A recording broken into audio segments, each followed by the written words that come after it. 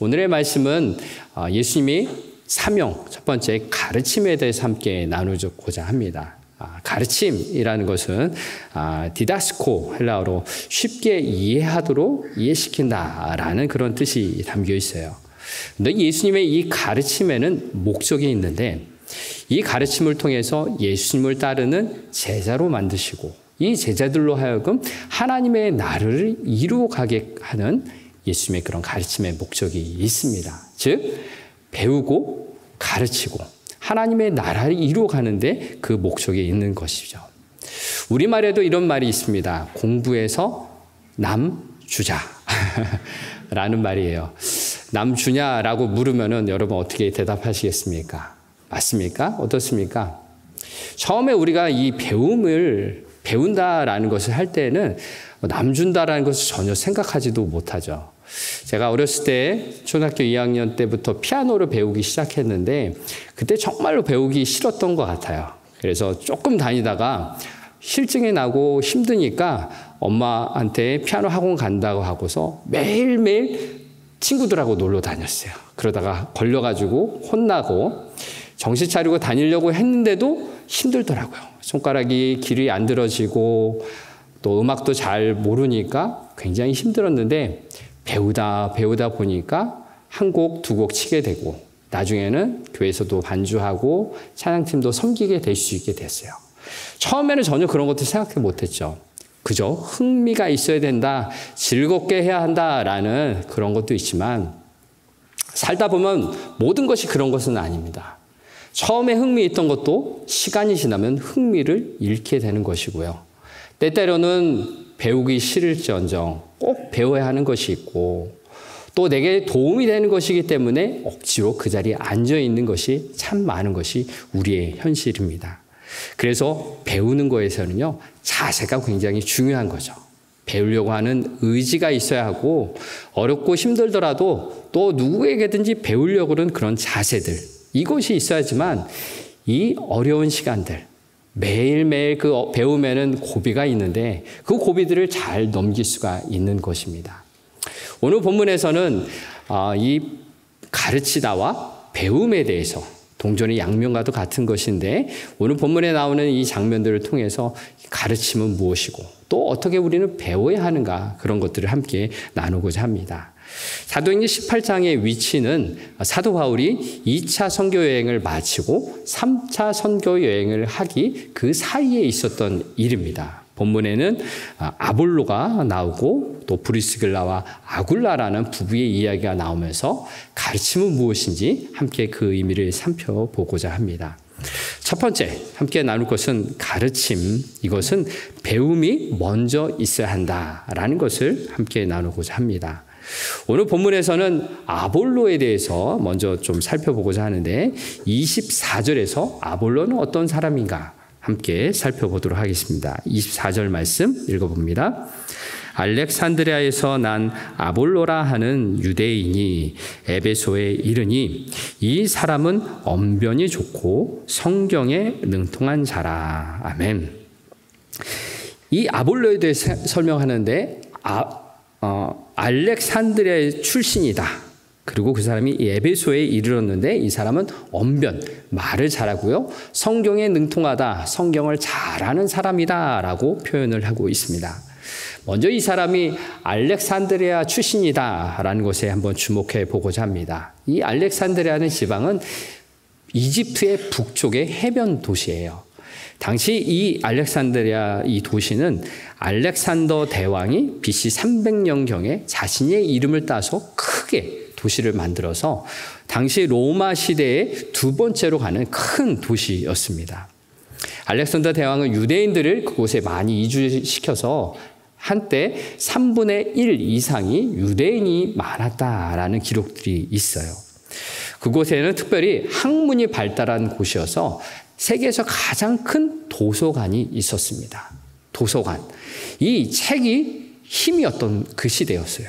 지금도 마찬가지인데 그 당시에 어떤 일이 있었냐면 BC 280년 전 예수님이 태어나기 한 300년 가까운 이때에 유대인들이 읽을 수 있었던 히브리어 성경이 당시 헬라 문화권의 헬라인들이 읽으시는 헬라 말로 번역이 되었어요.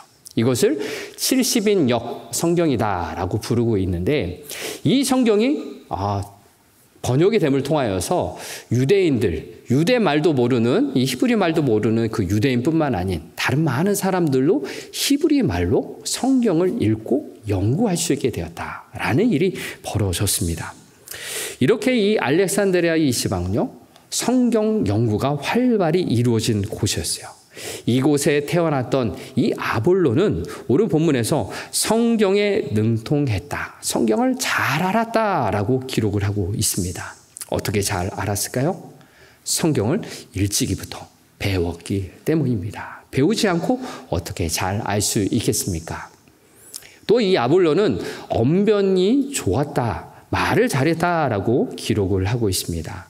이 아볼로는 이 성경을 배웠을 뿐만 아니라 당시 헬라 문화에서 수사학, 말을 하는 방법에 대해서 잘 배웠던 사람일 것이라 추측을 합니다.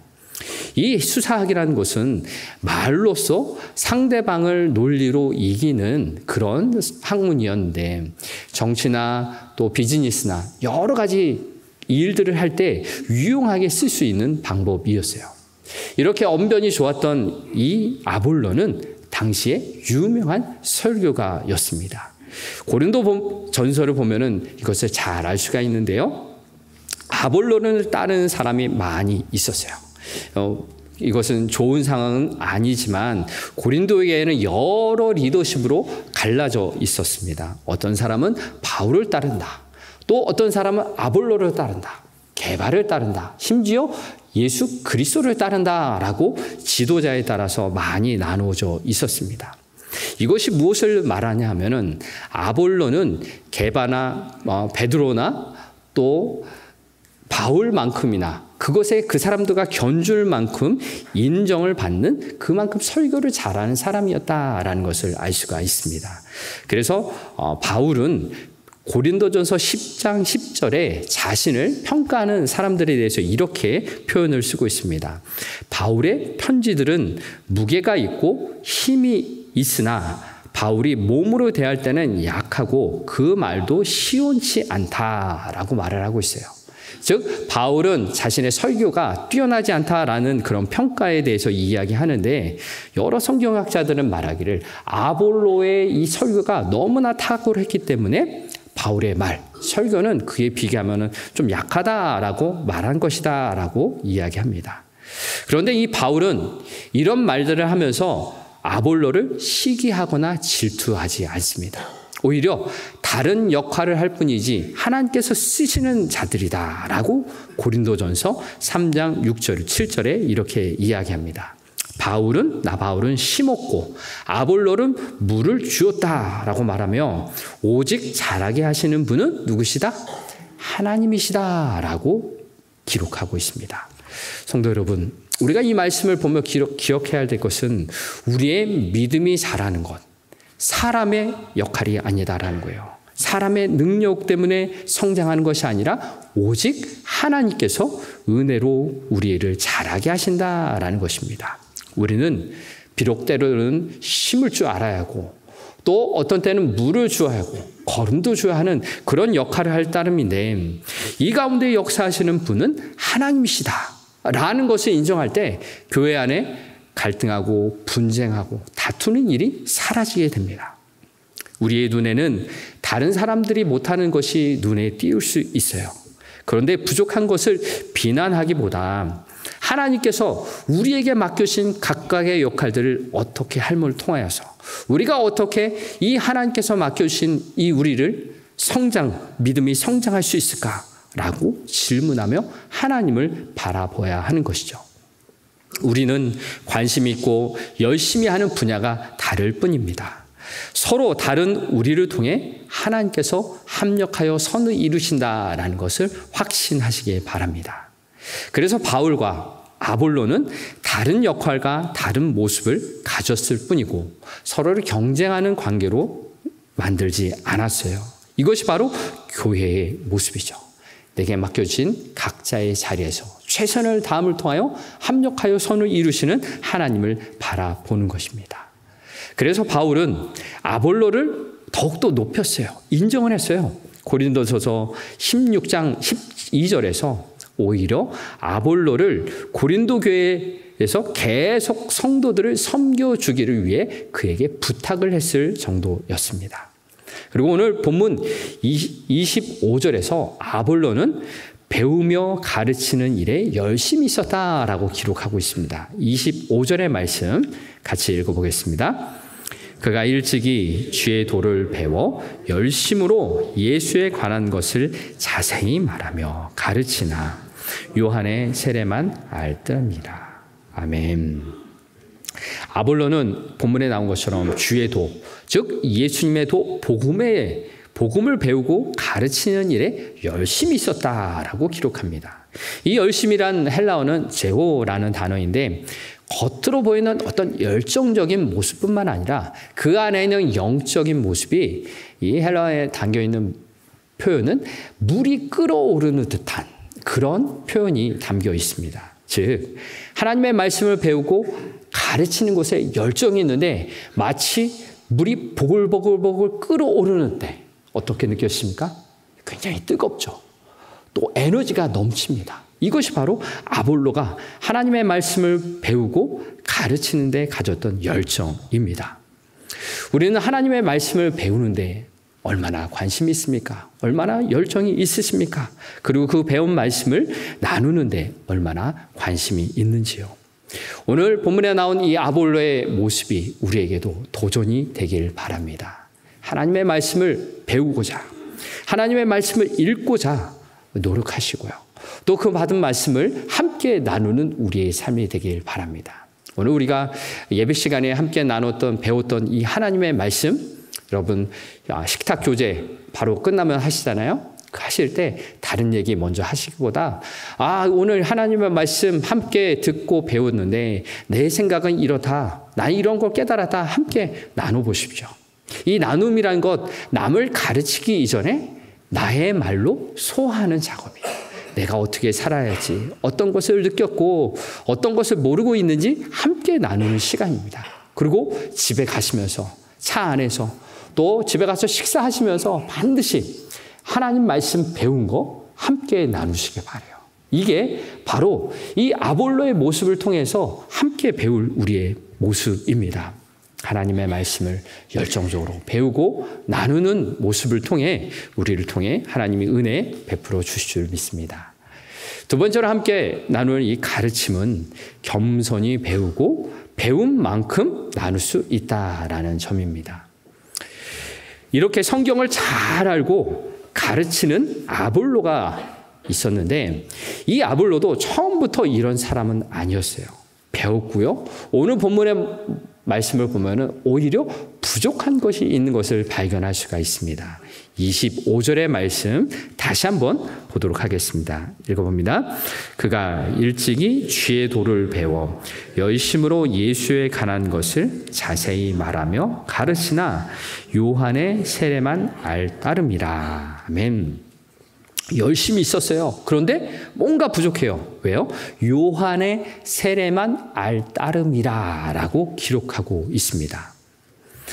그런데 무언가 부족한 이 모습을 본 사람들이 있었습니다. 26절을 보면은 아볼로가 회당에서 담대하게 말하기 시작했어요. 그런데 그것을 들었던 브리스길라와 아굴라가 그를 듣고 데려다가 무엇을 합니까? 하나님의 도를 더 정확하게 풀어 이르렀다라고 이야기하고 있습니다. 성도 여러분, 성경 말씀을 잘 알고 설교도 잘하는 아볼로에게 누군가 당신 이게 좀 부족한 것 같아 라고 말하는 것도 굉장히 어려운 일이지만 그 말을 듣고 내가 이게 부족한가? 라고 생각하며 배울 수 있는 아볼로의 모습도 참 대단한 것 같습니다. 그렇지 않습니까? 아볼로는 배우는 데 있어서 참 겸손한 삶의 자세를 가졌어요. 만일 아볼로가 교만하게 나한테 그런 말을 해? 듣지도 않고 콧방귀 뀌고 돌아섰으면 가장 중요한 하나님의 도를 더 알 수가 있었겠습니까? 배움의 자세란 내가 누구에게도 배울 수 있다라는 사실이에요. 머리에 든 것이 많을수록 고개가 숙여져야 한다라는 말이 있지만 실제로 우리는 머리에 들수록 더 교만하기가 쉽습니다. 배우려고 하지는 않고 다른 사람을 가르치려고만 합니다. 저는 이 말씀을 준비하면서 이 말씀이 나에게 해당되는 말씀이구나라는 것을 깨달았습니다. 앞에서 말을 하는 사람, 잘나 보이는 것 같고 무엇인가 되는 것처럼 보이지만 앞에 있을수록 더 겸손해야 하는구나. 위에 어르신들의 말씀을 잘 들어야 하고 젊은 세대들, 또 심지어는 어린 아이들의 말까지도 잘 들어야 하는구나 라는 것을 깨닫게 됩니다.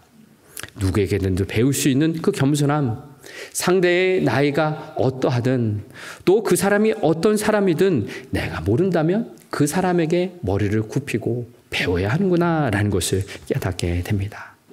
바로 우리가 하나님과 사람 앞에서 겸손하게 살아간다라는 것, 그것은 배울 수 있는 그런 사람의 모습입니다. 자신에게 있는 그 능력이 개발될 수 있는 것은요, 배움의 자리예요.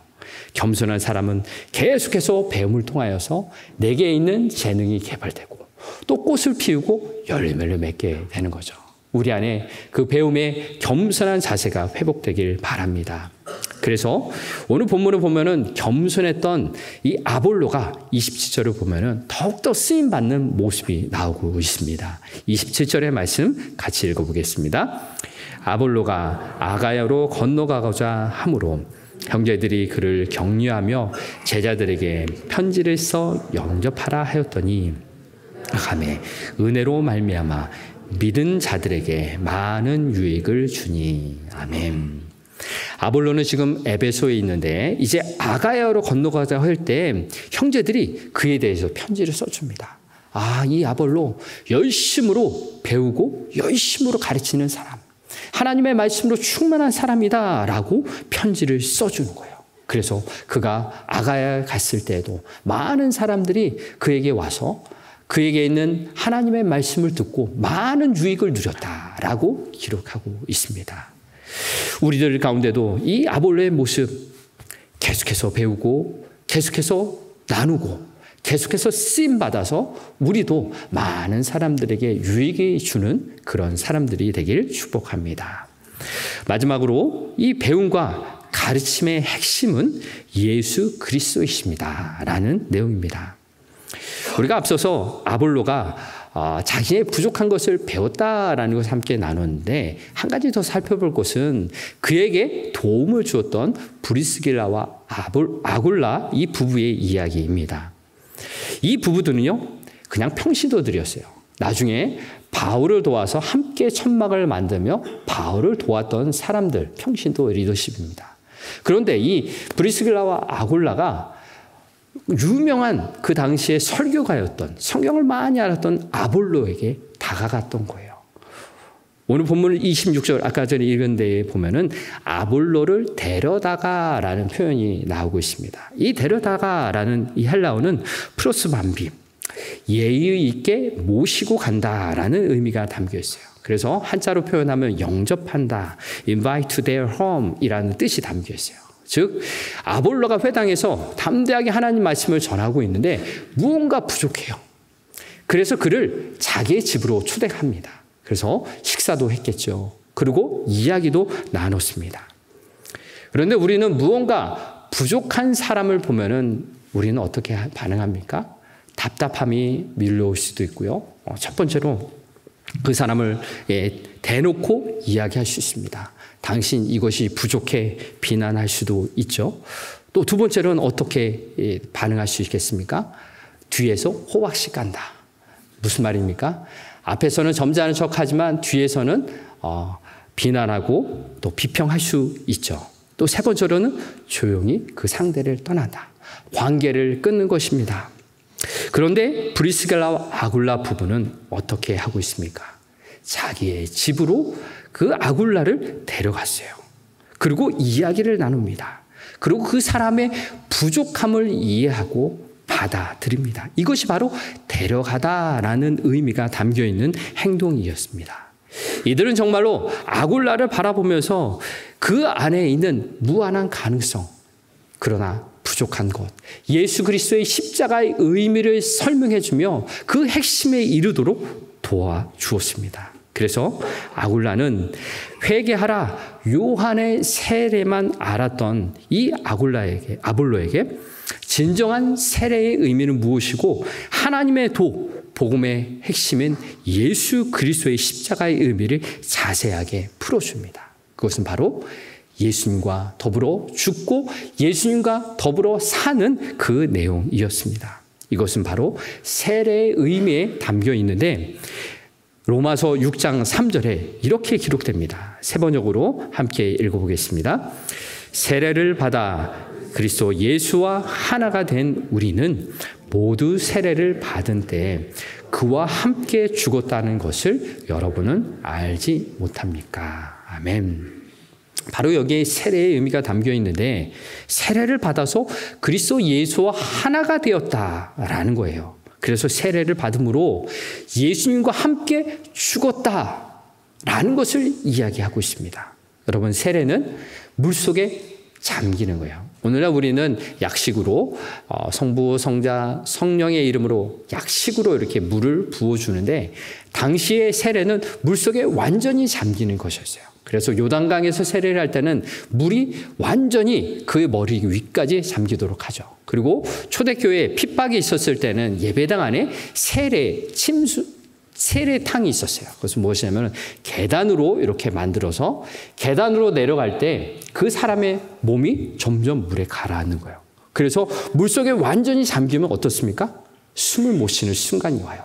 그 시간에 내가 세례를 받으며 예수님의 십자가에 달려 돌아가신 그 죽음을 경험하는 거죠. 그리고 다시 계단으로 올라옵니다. 물이 점점점 트이면서 숨을 쉬게 되는 거예요. 파 하면서 다시 살았구나라는 것을 경험하는 것이 바로 세례에 담겨있는 의미입니다. 바로 오늘 이야기하는 것이 이것이에요. 요한의 세례만 알 뿐이다. 예수님의 십자가에 달려 죽으심으로 인하여서 세례에 담긴 의미, 예수님이 십자가에 달려 죽으실 때 나의 옛 자아가 죽었다라는 것이에요. 나의 죄 때문에, 나의 정욕 때문에 예수님이 십자가에 달려 죽으신 이 사건, 예수님이 혼자만 죽으신 것이 아니라 나도 그 십자가에 달려 죽었다라는 것을 고백하게 하는 것이죠. 이게 바로 세례의 의미예요. 그래서 로마서 6장 7절에는 이렇게 기록하고 있습니다. 같이 읽어보겠습니다. 죽은 사람은 이미 죄의 세력에서 해방되었습니다. 이것이 무엇을 이야기합니까? 내가 십자가에서 달려 죽는 그 순간 나는 이미 죄의 세력에서 해방되었다라는 것을 분명히 말씀해 주는 것이죠. 예수님이 십자가에서 죽으셨지만 그러나 그것으로 끝나지 않으셨어요. 사흘 만에 다시 살아나셨어요. 그리고 예수님과 함께 죽었던 나 또한 다시 살아나는 것이죠. 로마서 6장 8절이 이렇게 기록합니다. 같이 읽어보겠습니다. 우리가 그리스도와 함께 죽었으면 그와 함께 우리도 또한 살아날 것임을 믿습니다. 아멘. 예수님과 함께 죽었다고 고백하는 사람은 이 죽음으로 끝나지 않습니다.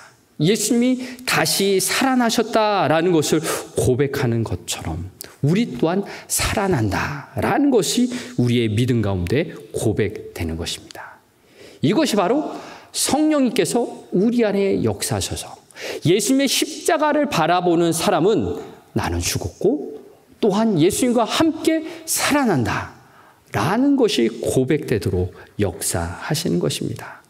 나를 사랑하셔서 죽으셨으나 다시 부활하신 예수님이 오늘 나와 함께 하셔서 쓰러져 있고 지쳐 있고 넘어져 있는 우리에게 손을 내밀어 주신 거예요.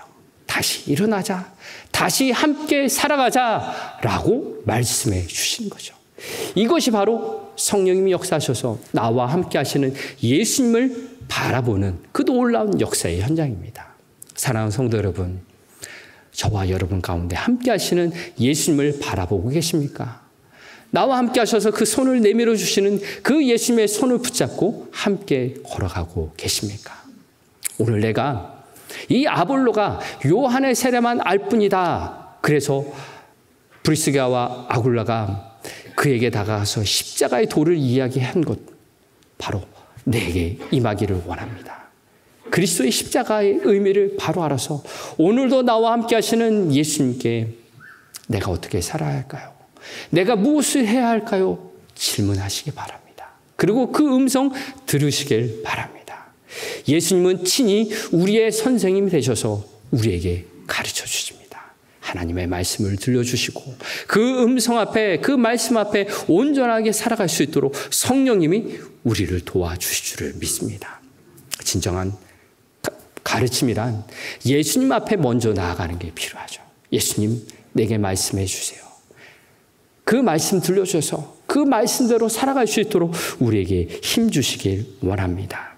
그렇게 예수님께 나아가 예수님의 가르침을 받고 또 함께 나누는 우리가 되길 소망합니다. 이제 오늘 말씀을 함께 마무리하고자 합니다. 저는 이번 주간에 이 말씀을 준비하면서 제게 다가왔던 글귀가 하나 있어서 함께 나누고자 합니다.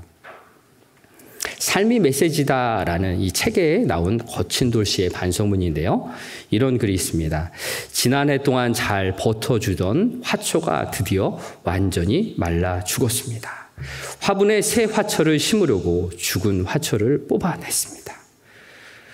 그런데 놀랍게도 화분은 죽은 화초의 뿌리로 가득 차 있었습니다. 말없던 저 작은 생명이 살아남고자 화분의 흙과 물을 다 벗고 몸부림친 것이었습니다. 진심으로 미안합니다. 생명에게.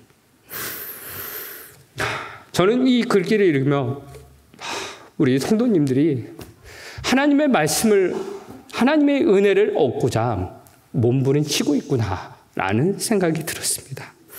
그러면서 저는 이 생명에게 아볼로는 물을 줬다, 바울은 씨를 심었다라는 이 말씀을 들으며 우리는 어떤 역할을 해야 하나라는 생각을 하게 되었어요. 비단 아볼로나 바울이나 그런 목회의 역할을 하는 사람들의 역할이 중요하지만 또 우리 교회는 어떻게 해야 하는가라는 생각을 하면서 죽어가는 그 영혼들을 보살피는 이 교회의 사명, 가르치고 배우고 함께 성장하는 이 사명이 굉장히 중요하구나라는 것을 깨닫게 됩니다. 사랑하는 성도 여러분, 우리 모두가 예수님의 몸된 교회입니다. 하나님께서 맡겨주신 내 옆에 있는 한 영혼, 그 영혼들에게 하나님의 말씀으로 성장하고 하나님의 사랑으로 함께 살아가기 위해서 함께 몸부림치길 바랍니다. 옆에 있는 그분에게 함께 하나님의 말씀을 나누고 함께 성장함을 통하여서 우리에게 맡겨주신 우리 가정과 삶의 터전에서 그렇게 하나님의 은혜를 나누고 함께 그리스도의 장성한 분량에 이르기까지 성장하는 은혜가 있길 주의 이름으로 축복합니다.